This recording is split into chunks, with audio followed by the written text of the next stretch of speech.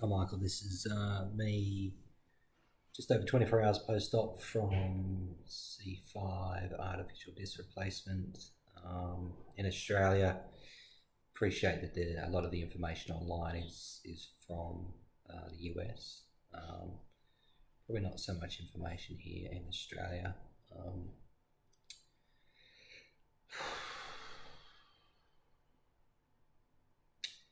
My story is I'm 41. I developed some pretty severe uh, back pain and radiculopathy, or pain from the nerve C5, where the nerve at C5, C6 goes into the arm, which I tried to manage with a chiropractor over 5 weeks, failed, and progressively worsened over that time with both treatment and also through not getting getting it assessed as diagnosed correctly. I had the usual symptoms, so the neck pain, I had the shoulder pain, I had the weakness in the arm, pain all the way down. Over time, I started to get some muscular atrophy. Definitely was in agony a lot, trying to go to sleep in pain, going to sleep in agony, and waking up in agony. And I did put up with 5 weeks of it at work, but in the end, around about the 8th or 9th of Feb, I gave up on that idea. I had sufficient sick leave to cover that. And as you know, it's Australia, we have excellent healthcare. So went to the doctor and referred me to a physio. Both referred me for an MRI. MRI showed compression of the nerves, very distracted by the rain, and that showed also an osteophyte in there as well, so like a little bone growth. And both of them were pressing on the nerves, so then obviously the referral to the neuro. I did have to request for that to get speeded up, and it was done by Kylie from Dr. Graham Jeff's practice, so thank you to her. So initially diagnosed with an MRI around about the 9th or the 11th of February.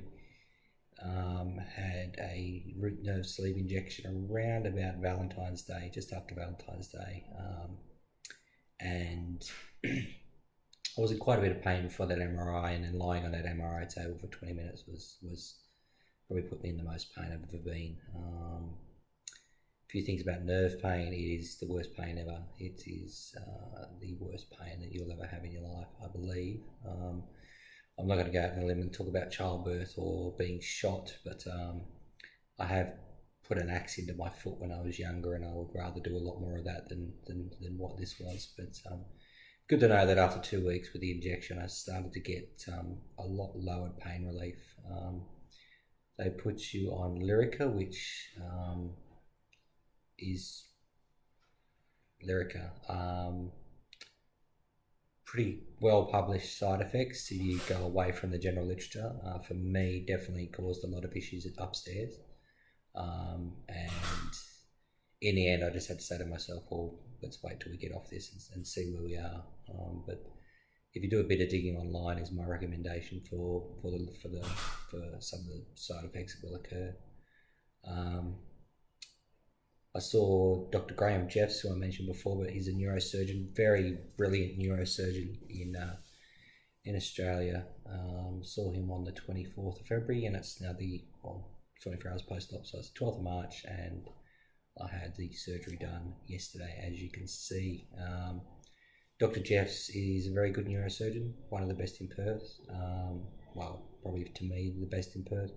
Took me through the MRIs quite in a lot of detail, showing me the different levels of my spine, not just the area that was impacted, and to show me the difference. And got me booked in fairly quickly.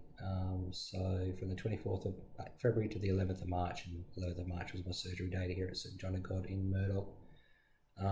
Private patient, private room, so that's all quite fine. Dr. Jeffs doesn't charge a gap fee either, which is amazing for a specialist. And to be honest, it's Australia, so my only out of pocket has been $200 for the gap fee for my health insurance, and $300 for the anaesthetist, which I think it was like pay up front and get a nearly $100 discount. So that was quite good. And everything else, as you know, with Australia is covered. Bring your own medications, and you're generally pretty good. I did the usual pre-op stuff, still took the medication, came in, got knocked out, and I don't remember, as you don't, anything until I woke up actually on the ward, really. I think I was in the ward at about 1 o'clock. Pain levels, I was on a pain pump till probably 4 hours ago, so I was probably taking a few liberties with that, but pain levels have been fairly manageable.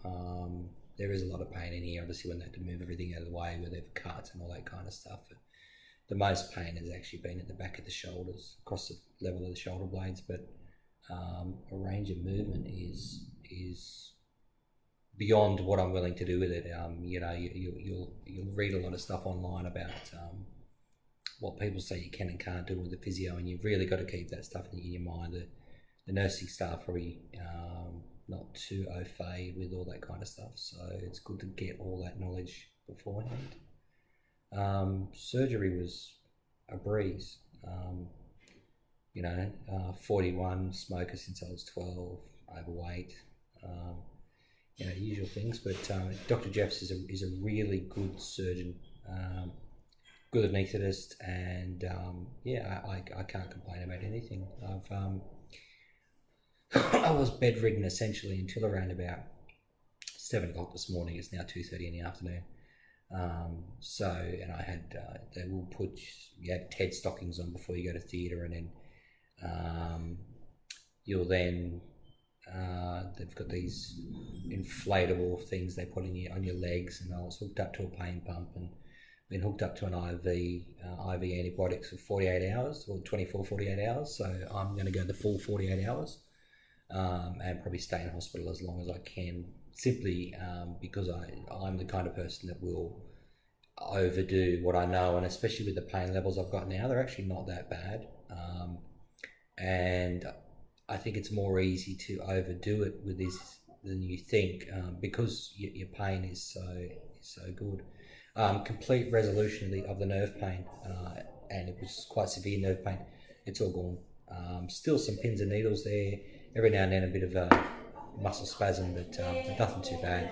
Probably more pain on the right side of the neck, really, and that could have just been from where they were manipulating me, doing that kind of stuff. But that's just where I am. So, as Australia, we've got private health insurance, we have Medicare, everything's generally covered. Dr. Jeffs doesn't see public patients, so that may be a bit of an issue for you. I'm very glad that I have private health insurance, thankfully, to my employer, who've paid that for the last 8.5 years that I've been with them. So I'm very grateful for that. And but there are some neurosurgeons I know that will see public patients in a private capacity, but all going pretty well. I should be going back into. I've been up and about and moving around and all that kind of stuff. I'll put the leg pump things, peripheral, I don't know what you want to call them, basically to give you a venous return. They'll put them back on at around about probably another couple of hours, and I'll probably spend with them overnight, and then that'll be it. But I've been moving enough. It's actually quite good. I've seen a lot of YouTube videos about what people are doing.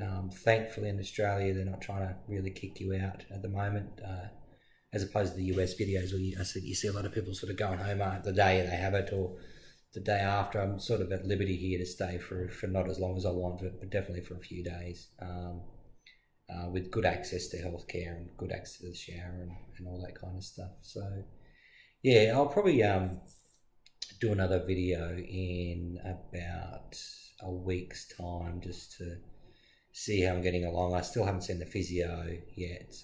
I've got my own physio as well, who probably I would have seen by then.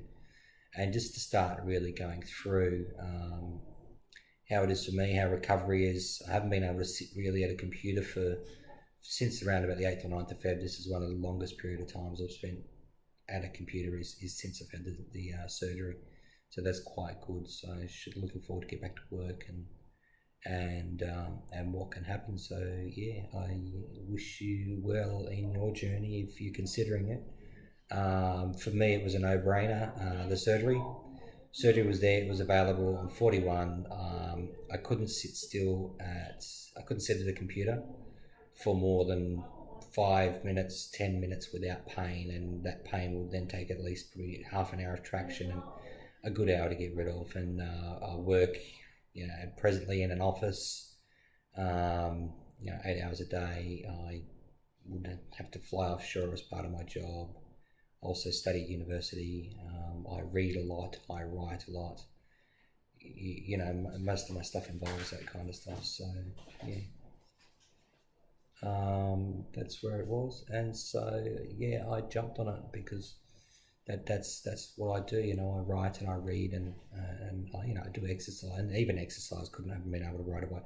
Haven't been doing anything but walking, which that's it. There was a level of pain there. It was worse when I sat still. It was manageable when I walked. So really, I just tried to do as much walking as I could, and that's, I think, what really helped to counter those lyrical effects, which I was talking about before. Which did hit me quite wickedly. But yeah, I'm just looking at the rain on the window, and it's been a good journey. So yeah, if you would like to know anything more, just shoot me a message, and I'll try and do at least once a week until it progresses more, and just integrate little things from life, like, and getting back into it. I am a single male. I do have custody of my children every second weekend, so definitely how to integrate that back into your life, and what you can do with them given the restrictions on lifting, and which also includes pulling on your hands. And my kids are only 5 and 4, so it's something I had to manage. But all I can say is, if you are considering it, the results so far seem to me to well being worth it. So I'll try and post another one in about a week. Okay, goodbye.